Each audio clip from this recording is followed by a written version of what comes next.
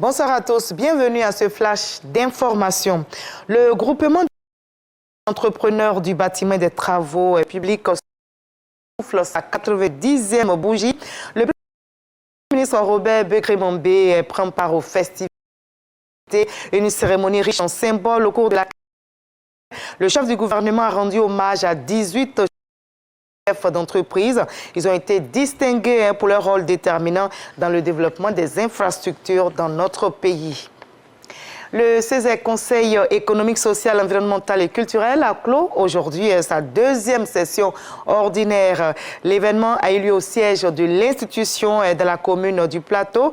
Notez que le haut représentant du président de la République, Gilbert Kafana Koné, y a pris part, ainsi que plusieurs présidents d'institutions, des membres du gouvernement et représentants du corps diplomatique. Le président du CESEC, Eugène Aka Awele, est revenu sur les différents sujets abordés au cours de cette session, notamment la lutte contre le changement climatique et les enjeux liés au marché de vivrier. Je vous propose d'écouter le président du CESEC.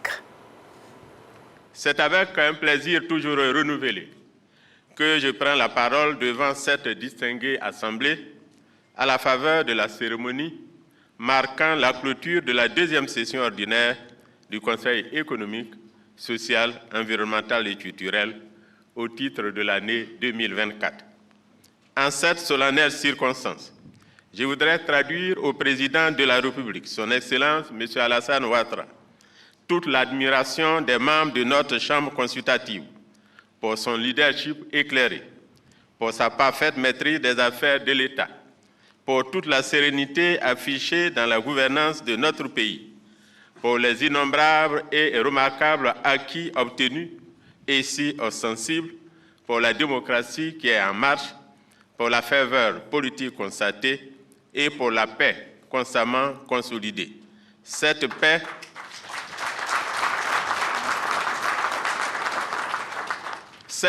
est qui est sans conteste le bilan le plus merveilleux de son mandat depuis son accession à la magistrature suprême.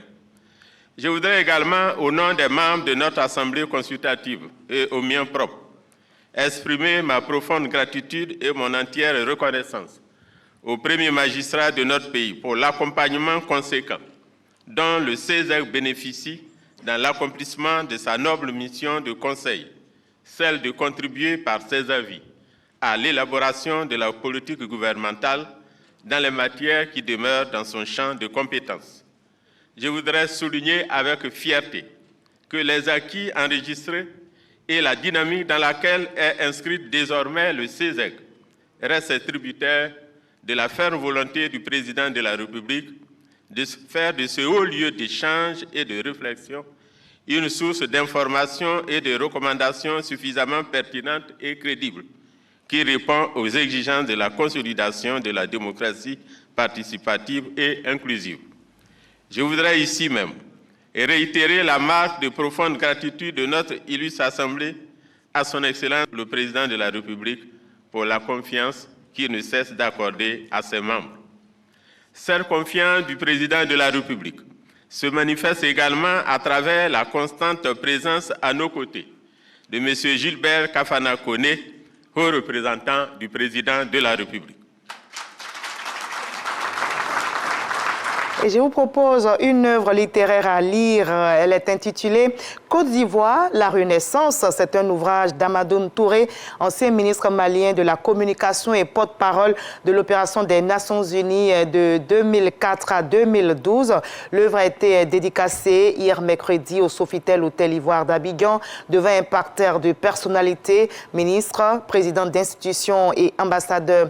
Amadoune Touré, journaliste et écrivain, a retracé le parcours du président de la République, Alassane Ouattara, un parcours qui se confond dans les réformes entreprises pour le développement de la Côte d'Ivoire. Il a évoqué les réalisations du chef de l'État à la tête du pays et même les volets intimes comme sa vie personnelle, sa spiritualité. L'œuvre de 382 pages est déclinée en 5 grandes parties. Vous aurez le compte rendu complet de Fatou Fofana dans l'édition de 20h. La lutte contre le paludisme dans le monde porte ses fruits. L'OMS annonce une baisse de mortalité due à cette maladie en 2023. Selon le rapport de l'Organisation mondiale de la santé publié hier, 3000 décès de moins ont été enregistrés dans le monde.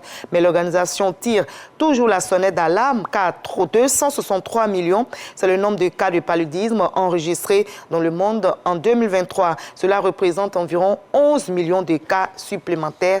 Alors attention, il faut observer les gestes.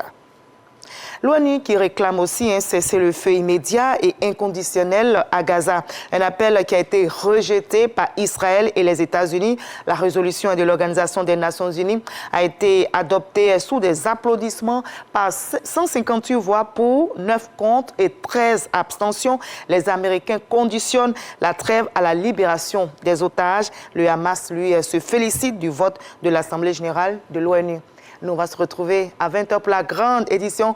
Mais je vous propose de suivre l'info régionale pour avoir toutes les nouvelles de nos très belles régions ivoiriennes. À tout à l'heure à 20h.